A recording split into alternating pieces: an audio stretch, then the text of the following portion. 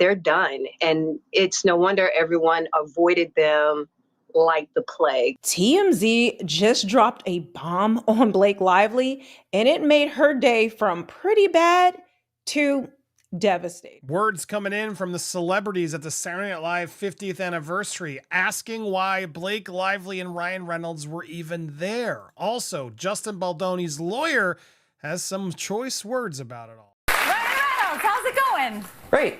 Why? What have you heard?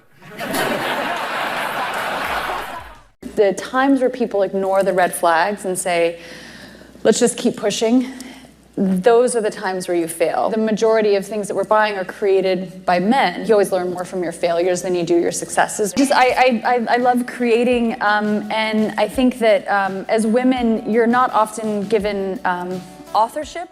For its star, Blake Lively, it should have been a dream come true. The mainstream success that she'd been chasing for years that would finally elevate her into the ranks of the Hollywood A-lists. Unfortunately, that dream soon turned into a nightmare of multi-million-dollar lawsuits and bitter PR warfare that would destroy careers and pull in some of the biggest names in Hollywood. Actor-director Justin Baldoni is now suing his former co-star Blake Lively and her husband Ryan Reynolds, seeking more than $400 million in damages, accusing them of defamation and extortion. I mean, I feel like there was times where they were essentially, when she was taking control of this movie, rewriting, doing all these things, eventually did her own edit where she just pushed Baldoni out entirely. Yeah. But the craziest part about this is now coming back afterwards and alleging sexual harassment, retaliation.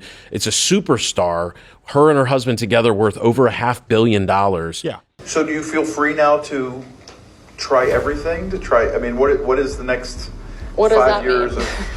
Well, in terms of trying, I mean, Did you see the movie? I did see the movie. But I mean, we're going to give you a pop quiz. There's going to be a pop quiz every minute of it. I think I was the first to report on Blake Lively speaking out for the first time. And she's talking about her SNL appearance. And it is complete delusion. She really thought that this would be her chance to step back into the spotlight. This is your first appearance to go out and about after all the drama to show up on Scarlett Johansson's husband's show. Colin Jost, her husband, big deal, big head writer over at Saturday Night Live, and they decided to go into that.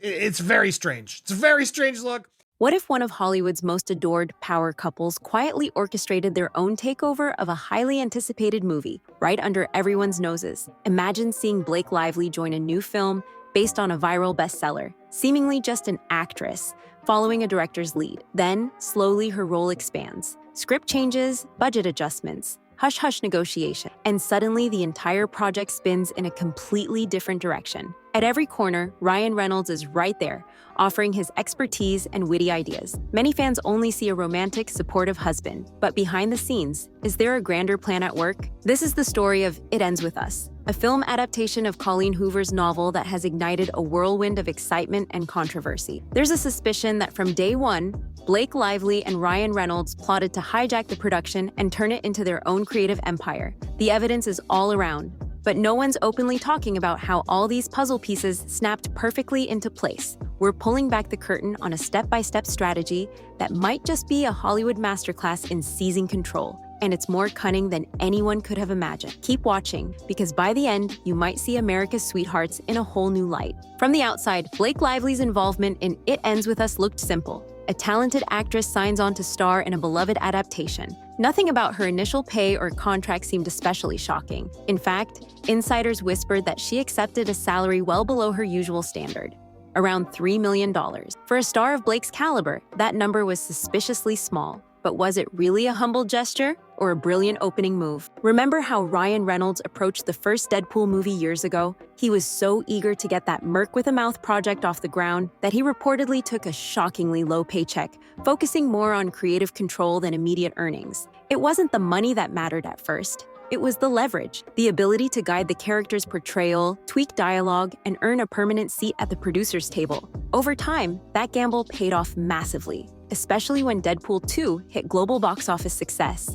Could Blake's modest salary be the same type of gambit? Some say yes. Allegedly, she negotiated an executive producer credit at the very beginning, a credit that often sounds ceremonial, but can be used to gain behind-the-scenes influence. This credit became her first key in the door. Meanwhile, Justin Baldoni, the actor, director, and original champion who snagged the rights from Colleen Hoover, found himself overseeing a self-funded project with a reported $25 million budget. By Hollywood standards, $25 million is tiny. For Justin, it was everything he had. If you spend your own money on a movie, you don't get to walk away easily, and that vulnerability might have been the exact opening Blake needed. But that was only the beginning. Fast forward to the hustle and bustle of pre-production. The creative team is scouting locations, finalizing costumes, building sets, and paying the rest of the cast and crew. By the time the film reached a point of no return, committing to costumes, props, and cast salaries, over half the budget was already spent or locked in. That's when everything took a sudden turn. Insiders report that once the finances were so committed that Justin Baldoni couldn't possibly afford to lose his leading lady without tanking the entire film, Blake allegedly grew vocal about her dissatisfaction with the wardrobe and styling. The costume designer, who had carefully chosen outfits to fit Lily Bloom's journey, now had to scramble for new clothes that matched Blake's personal taste, often described as sophisticated, timeless, and apparently at odds with the character's original look. This costume overhaul cost more than just a few extra shirts and dresses. It meant rethinking the color palette, reshooting costume tests, and shipping items back and forth. Anyone who's worked in film knows that each of these changes can balloon a production's expenses. Suddenly, the $25 million budget was looking a lot tighter. And with Justin Baldoni's personal finances entangled in every cent, the margin for error and for defiance shrank to almost nothing. So why not just replace Blake if she was causing so many headaches? Because at this point, Justin couldn't. Ties with Sony as co-distributor meant major marketing reliance on having a recognizable star. Not to mention, if he lost her, the production might unravel completely. Investors expect the lead star to push box office numbers. Losing Blake Lively would mean losing the fan fervor that came with her name. Justin was cornered, but that wasn't the only surprise waiting around the corner. Rumors swirled that once she had a grip on the wardrobe and character portrayal, Blake aimed her sights on something even more critical: the script. She began sharing her ideas with the project's core creative team. Except it soon became clear these weren't just little edits or polite suggestions. She had entire pages of dialogue revised, allegedly with Ryan Reynolds' help. Ryan's known for his comedic timing and quick wit, showcased in everything from Deadpool to Free Guy. He's also recognized for championing major script rewrites to capture the comedic or heartfelt tone that he believes is essential. Some suspect that's exactly what he did here. Only this was supposed to be Blake's show, not Ryan. Still, having that dragon of creative prowess on her side gave Blake's script alterations extra punch. One story making the rounds involves a rooftop conversation between Lily Bloom and another main character. Production sources say the scene was reworked so heavily that the final lines barely resembled the original script. When the official screenwriter raised concerns, they were told the changes were improvised, but the flow and wit pointed straight to Ryan's brand of humor and dramatic flair. If you've ever watched a Ryan Reynolds movie, you know his signature voice. The shifts were unmistakable. Things escalated further when Blake arranged a private meeting at her home, inviting Justin Baldoni over to discuss a few potential tweaks. He walked in only to find Ryan Reynolds and even Taylor Swift, another heavyweight friend of the couple, waiting in the wings, ready to back Blake's suggestions. Suddenly, Justin found himself outnumbered. Sure, he was the director, but how could he reasonably push back against the unstoppable star power of three of the most influential figures in entertainment? No wonder he caved. And once he did, the door to deeper control swung wide open. If there's one thing that can bring Hollywood to a standstill, it's a strike. Writers went on strike, followed by other guilds standing in solidarity, and like many productions, It Ends With Us was forced into a temporary hiatus. While most filmmakers dread these disruptions, some say Blake and Ryan saw it as an opportunity to renegotiate. In that window of uncertainty, Lively presented a list of demands for the day filming resumed. Rumor has it these demands covered everything from creative oversight to final cut privileges. The negotiation power she wielded was enormous. With production paused, the clock ticking on finance deals, and the distribution schedule in jeopardy, Justin Baldoni and Sony couldn't afford to lose time or star power. The more delays, the more money was burned on standing costs. Rented equipment, sets that needed maintenance, and crew members waiting to get back to work. Meanwhile, Ryan Reynolds allegedly coached Blake behind the scenes, drawing from his own experience in wrangling better deals for Deadpool 2, where he locked down not just a bigger salary, but also a substantial back-end profit deal. This approach would mean that once It Ends With Us turned profitable, part of those earnings would flow directly into Blake and Ryan's pockets, With the strikes giving them extra time to strategize, they perfected the script for exactly how they wanted the story to play out, both on screen and on the balance sheet. By the time production was ready to resume, the real power structure might have already shifted. In filmmaking, there's a sacred period known as the director's protected editing window, where the director and their selected editor are the only ones allowed to shape the initial cut of the movie. This period ensures that the director's vision, free from meddling, sets the tone for what audiences will eventually see. But apparently, none of that formality stopped Blake Lively, or her husband, from forcing their way in. Multiple insiders say that once principal photography wrapped, Blake requested temporary access to the editing suite, just a couple of days, she claimed, to finalize certain scenes. Soon 2 days stretched to 10. The original editing team found themselves replaced or sidelined as new editors, rumored to be old colleagues from Ryan's Deadpool projects stepped in. Suddenly, there were 2 competing cuts of It Ends With Us,